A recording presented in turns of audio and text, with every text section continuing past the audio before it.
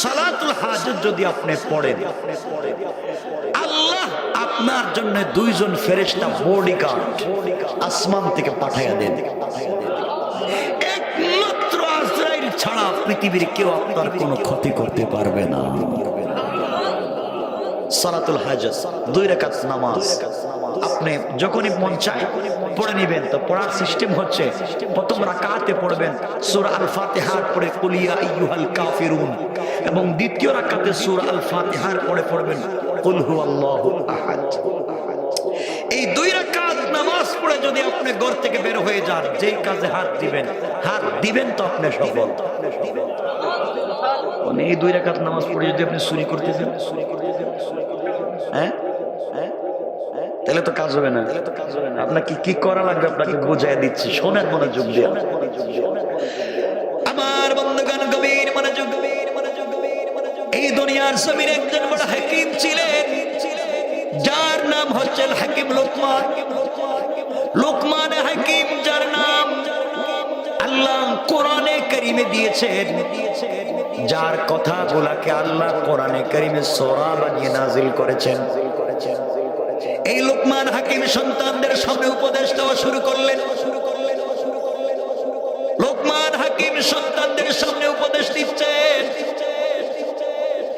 এমন সময়ে একটা ছেলে দাঁড়িয়ে বলছে, আব্বাজান, আপনি যত ওয়াজ করতেছেন, যত নসিহত করতেছেন, যত উপদেশ দিচ্ছেন সব মানি, কিন্তু বাবা আমার দ্বারা আলিম হওয়া সম্ভব না, আমি এত কিছু বুঝি না, আপনি আমাকে কিছু টাকা পয়সা দেন, আমি বিজনেস করি।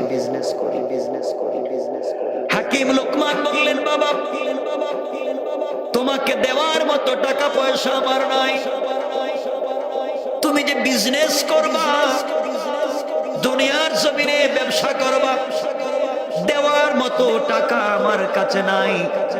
কিন্তু বাবা তুমি শোনো, আমার এক বন্ধু আছে, অনেক দূরে সাগরের পাড়ে তার বসবাস, আমি তার কাছে 3000 স্বর্ণের টাকা পাই।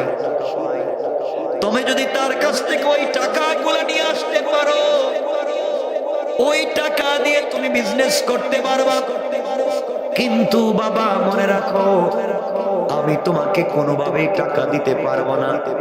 হাকিম লোকমানের ছেলে বলছেন, বাবা ওই টাকা আনতে যাব, আমি তো চিনি না জানি না। তিনি বলে দিলেন, তিনি বলতে লাগলেন, এই রাস্তা দিয়ে যাইবা, অনেক দূরে গেলে দেখবা বিশাল মরুভূমি, মরুভূমি পার হয়ে গেলে দেখবে একটা জঙ্গল, ওই জঙ্গল পার হয়ে গেলে দেখবা একটা গ্রাম আছে, গ্রাম পার হয়ে গেলে দেখবা একটা সাগর, ওই সাগরের পারে গেলে তুমি আমার বন্ধুকে পাইবা।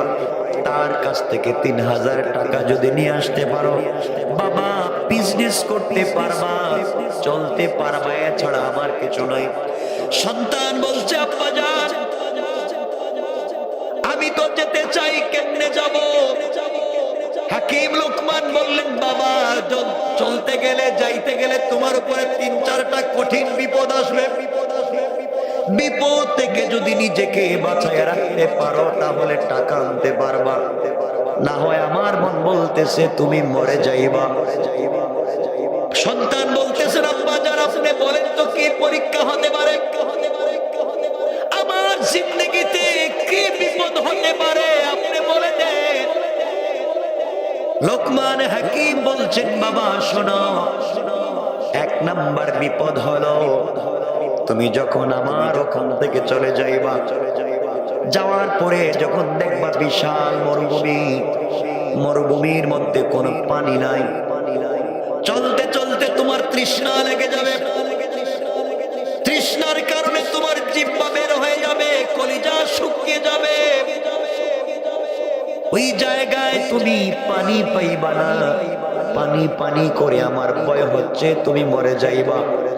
ওই সময় বাবা তোমাকে বলি, যত বিপদ আসুক না কেন, ঘর থেকে যখন তুমি বের হয়ে যাইবা, 2 রাকাত সালাতুল হাজত পড়ে যদি বের হয়ে যাও, আল্লাহ সকল বিপদ থেকে তোমাকে হেফাজত করে দিবে।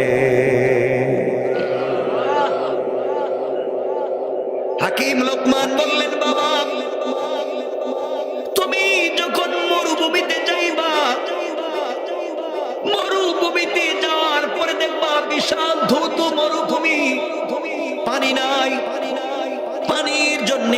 তুমি যখন হাহাকার করবা পানি পাওয়া যাবে না, ওই সময় তুমি 2 রাকাত সালাতুল হাজত পড়ে নেবা।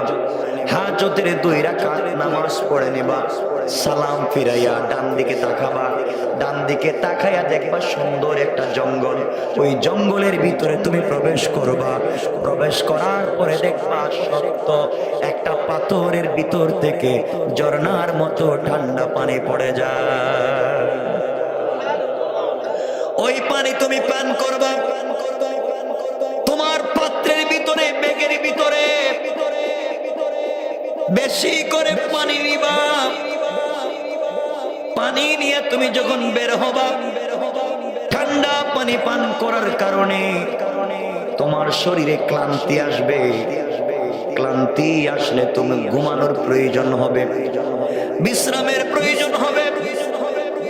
মরুভূমির ভিতরে কোনো গাছ তোমার চোখে পড়বে না। আবার তুমি 2 রাকাত সালাতুল হাজত পড়ে নিবা। সালাতুল হাজত পড়ে আল্লাহর কাছে যখন দোয়া করবা, পিছন দিকে তাকায়া দেখবা একটা বট গাছ। সুবহানাল্লাহ বললেন না? বট গাছের নিচে অনেক সুন্দর ছায়া। তোমার মন চাইবে ওই ছায়ায় তুমি যেন বিশ্রাম নাও। কিন্তু বাবা মনে রাখবা, আমার মন বলতেছে তুমি যদি গাছের গোড়ায় বিশ্রাম নিতে যাও বিপদে পড়ে যাবা। গাছের গোড়ায় বিশ্রাম নিতে গেলে কঠিন বিপদের সম্মুখীন হয়ে যাইবা। আমার ভয় হচ্ছে তুমি মরে যেতে পারো, কোন বিষাক্ত সাপ তোমাকে মেরে ফেলতে পারে। কিন্তু বাবারে, তুমি যদি বট গাছের গোড়ায় কোনো বৃদ্ধ লোককে পাও, ওই লোকের কাছে তুমি পরামর্শ চাইবা। ওই লোকটা তোমাকে অবশ্যই ভালো সাহায্য করবে। সে পরামর্শ দিবে, তার পরামর্শ অনুযায়ী চলবা। আমার বিশ্বাস বৃদ্ধ লোকটার পরামর্শ মানলে চলার পথে তোমার কোনো ক্ষতি হবে না। লোকমান হাকিম বললেন, বাবা ওই গাছের গোড়া থেকে তুমি যদি বেঁচে যাও, পথ চলতে থাকবা। কিছু দূর যাওয়ার পরে দেখবা সুন্দর একটা গ্রাম। ওই গ্রামের ভিতরে প্রবেশ করবা। গ্রামের ভিতরে যাওয়ার পরে মানুষের কাছে তোমার পরিচয় দিবা, তুমি আমার সন্তান।